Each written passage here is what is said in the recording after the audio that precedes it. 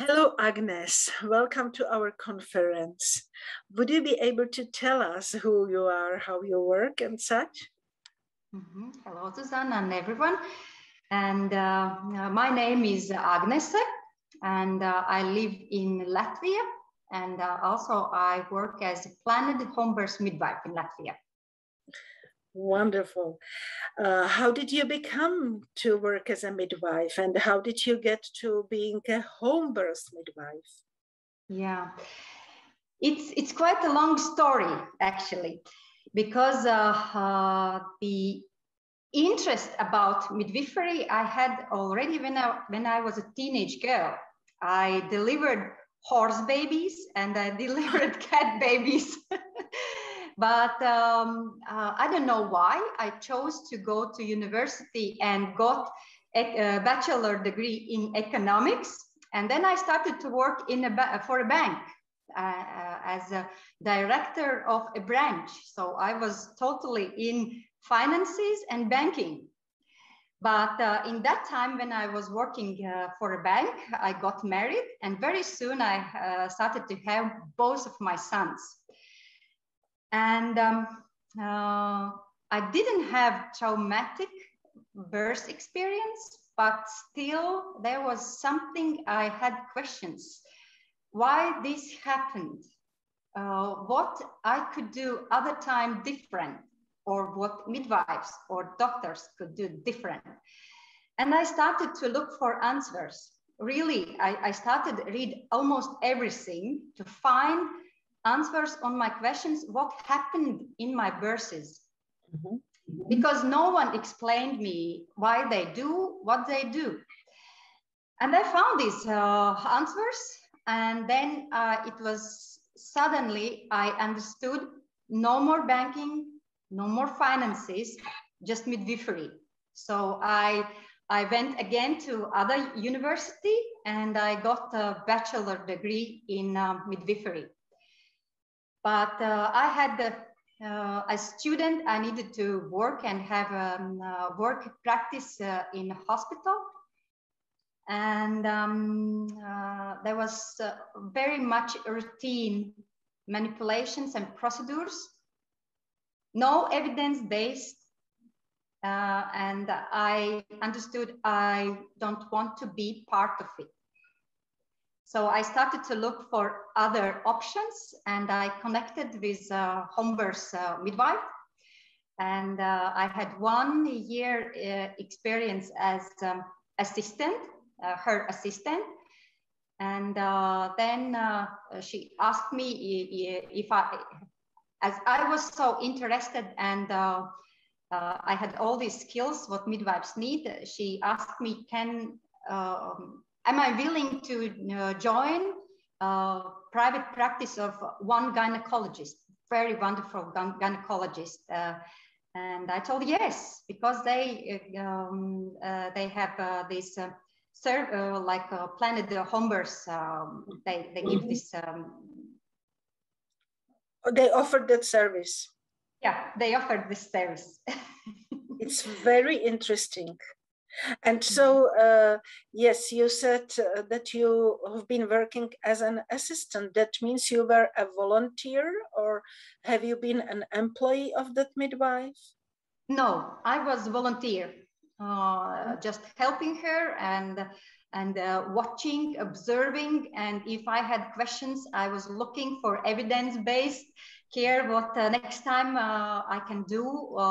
And I had these 4-year academical studies, and then I understood they are quite different from evidence-based, and I need more information, not just blog information, but really like planned home birth midwife education. Now, one more question is rising, because if there was a student or a young midwife who would listen to you and would like to follow your example, she may ask, and how did you get the money? Was your husband willing to work, or did you have any other resources, or have you worked in the hospital in the same time, or? Yeah, I tried to work in a hospital, but it was, I worked only for 2 months, and I understood this is not place for me, or I'm not for this place. I understood it's time to separate the hospital from home birth as profession. But I have a very good husband, really. It's blessing. So he never asked me, he never asked me to pay some bills and so on. He just go do what you need. Very much encouragement from him. So that's wonderful. Now, you said you are working in a private practice of a gynecologist. So what services do you offer, or does the gynecologist offer, or how is it balanced, or do you offer the services together? Does the gynecologist encourage the mothers, address the midwife, she can help you at home birth, or how does it work? Yeah, in this private practice of gynecologist, we have very wonderful gynecologist. She's a woman, and she really understands that midwifery is a separate profession. It's not under gynecologist, it's separate. And we work separate, and we have knowledge and skills separate from her, as she see everything as pathology, we see physiology. And so we work like this. All pregnant women, pregnancy care, home birth, postnatal care, everything what is physiology, it goes to midwives. If we have some kind of complications or questions, we contact our gynecologist, and she gives either consultation, advice, or she says it's too complicated for midwife. This woman comes to my care as gynecologist care. So we have separate understanding of things. Of course, we have some common things, but still we have this wonderful cooperation. We do not fight for healthy woman. We do not fight for a woman who is with complications. And she signs every home birth contract. She signs. She is the main person who will decide. We are like first checking. We check woman, anamnesis, medical history. We check. And then we send all this documentation to her, and she checks second time, and she says, yes, she can give birth at home.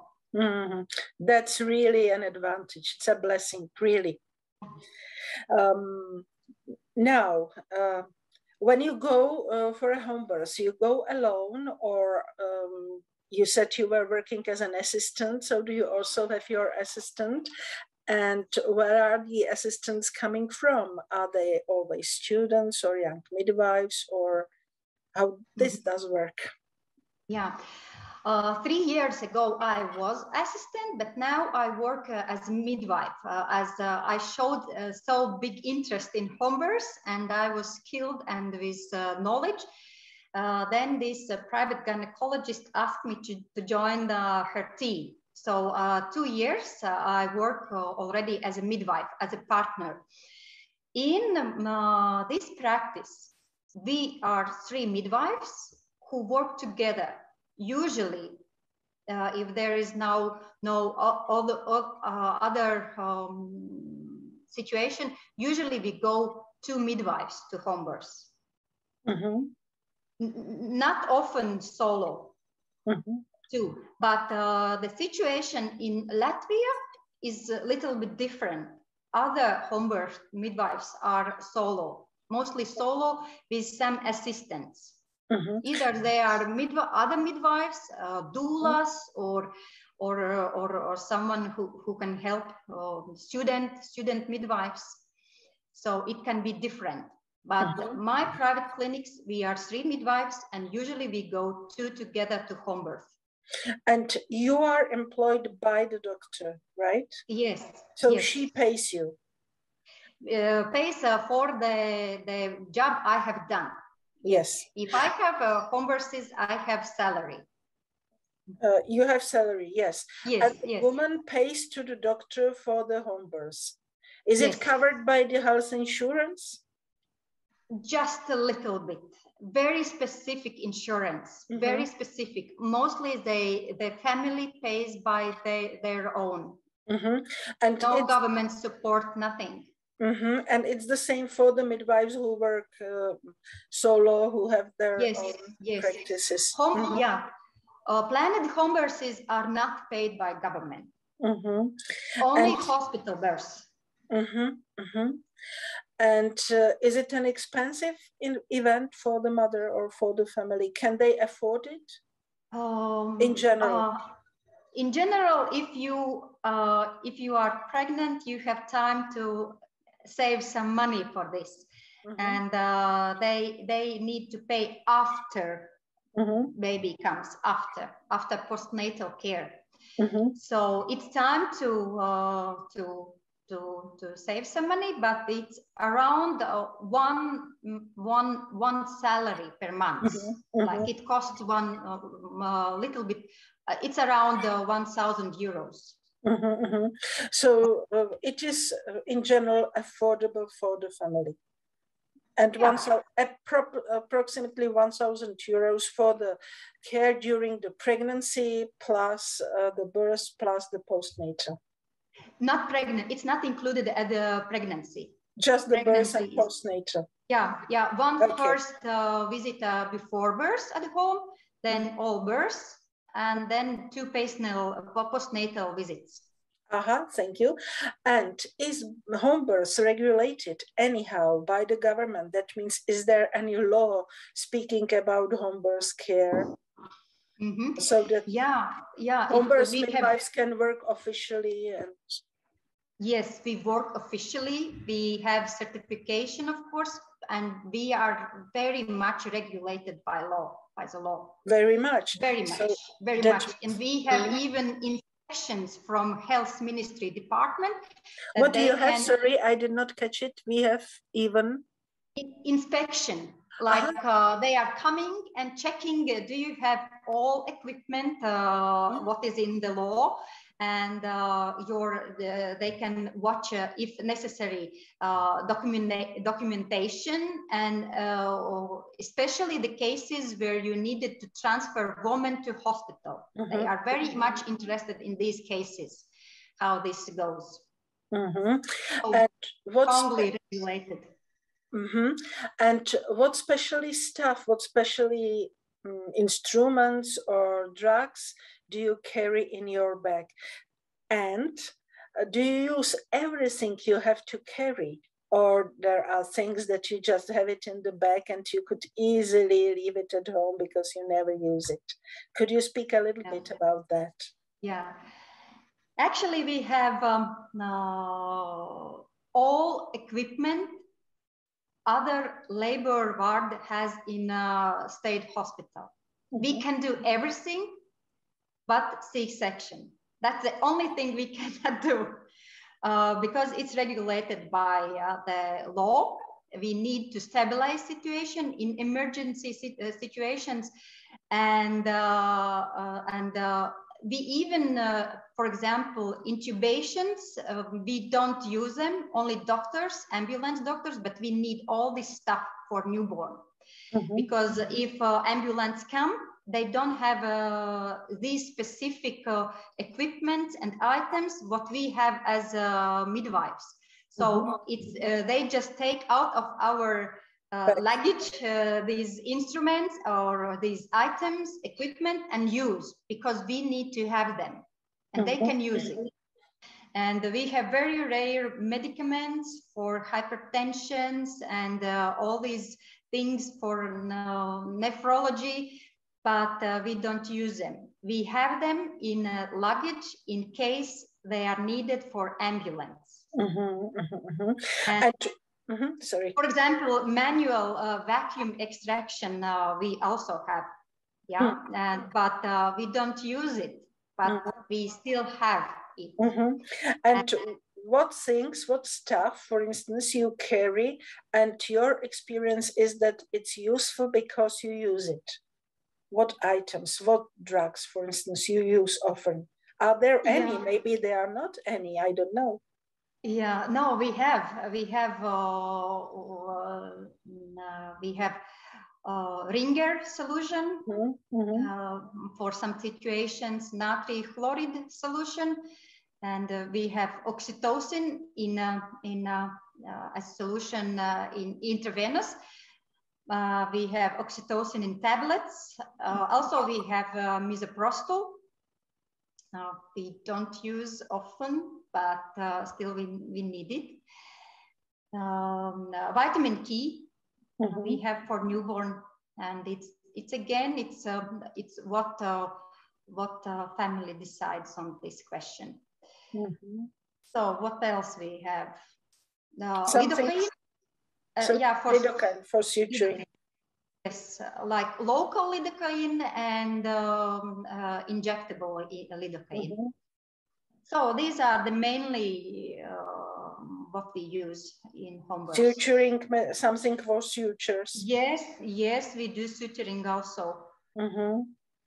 And we have vaginal mirrors we use if we need to check, is it cervix okay? If necessary. We don't check routinely every woman. We check if there is bleeding coming down inside, then we use gynecology mirrors to watch is the problem. And yes, you mentioned that you are regulated by the state, but do you get also some support from the government? I think we need to go side by side with government.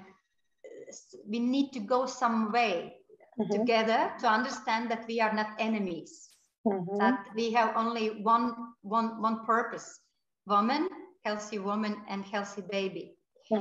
And when we will watch to each other as partners, then everything will be okay, and then we will feel this support. But now it's time, like they are checking us. Are we okay? Are we skilled? Do we have everything? Can we transfer safely in case something happens? So they are watching over us now. But as more they are watching, as more they understand that we are skilled and we have everything and we can do a lot of things. And now there are some more questions that came in my mind, like how many midwives, home birth midwives, are there in Latvia? Around 10. Around 10 only. And from my practice in Czech Republic, I know that being a home birth midwife, it means to get continuously more and more knowledge, to study. The education is the whole life process. So where do the home birth midwives get the knowledge and the experience from? Mostly home birth midwives can read freely information in English, in Russian, so German. They speak in many languages to find the information they need. And of course, conferences and relationship with other country midwives, and they go to workshops and buy a lot of information, specific what is necessary for home birth.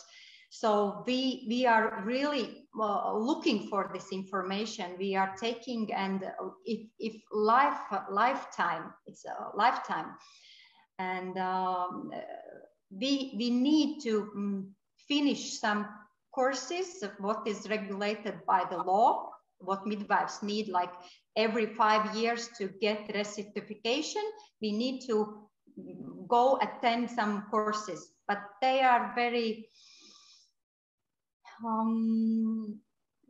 yeah, we need to think how do we need all these 5 courses or 3 courses every 5 years the same? Midwives are tired of boring information because they just need to do it. Yeah, and it doesn't build up skills, doesn't build up knowledge. So we are eager to know all this information. Are looking. Do you meet, like the home birth midwives or the community midwives, do they meet to share, like at some seminars or conferences, local ones, I mean, that you would bring the cases you have and to make analysis of these cases so that the others can learn from what you have experienced, or you can learn from what the others have experienced? Yes, home birth midwives have a good connection to each other, and in last year we established the association of home birth midwives. Oh, really? So once a month, it's freely we can join the meetings and share information and what we do with health ministry, what kind of questions, what kind of improvements we can, we suggest the health ministry what we could do as home birth midwives better, or what health ministry could do for us. Especially, it's a question, it's the biggest pain is transfer woman and baby to hospital. It's really question with red lamp. It's like beep, beep, beep. We need help from health ministry, integrate home birth midwife in healthcare system in Latvia. So do you say that it's a difficulty or a problematic situation when a midwife needs to transfer the woman to the hospital? Yes. It's not easy. It's not easy always to transfer, and it comes together with fear, with punishment, with abusement, with some bad words, bad attitude. To the midwife, you mean? To midwives and to family, that they are not educated, they are stupid, that they choose home births and they are willing to die at home. And that's why they are now here, because information is not so much even for midwives in Latvia. We are looking for shared information, what we really are. And sometimes when I show to hospital midwives, I have conversation, my equipment, they are, what? You have so much? I was thinking you are going just with a Doppler and that's it. I say, yes, we have all these things, and mostly we can use them. We are prepared to use them. It's not question, do we use it? Because we need to understand all this situation where it leads. And if maybe it's better to transport the woman to hospital, but we have everything in really emergency situation we can lead. But I work in area where I have studied.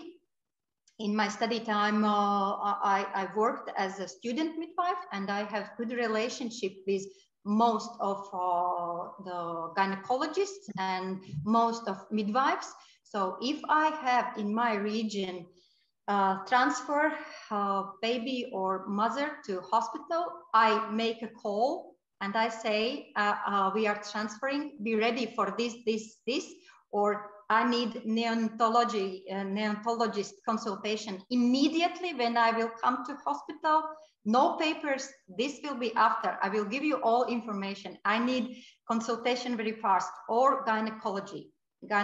I need gynecologist immediately when I will go into hospital. Or this is not a rushing situation, no emergency. I say, we are going, in 20 minutes we will be, and that baby lying different position, like breech position, it's not allowed to have breech position birth at home in Latvia, but still some midwives do it.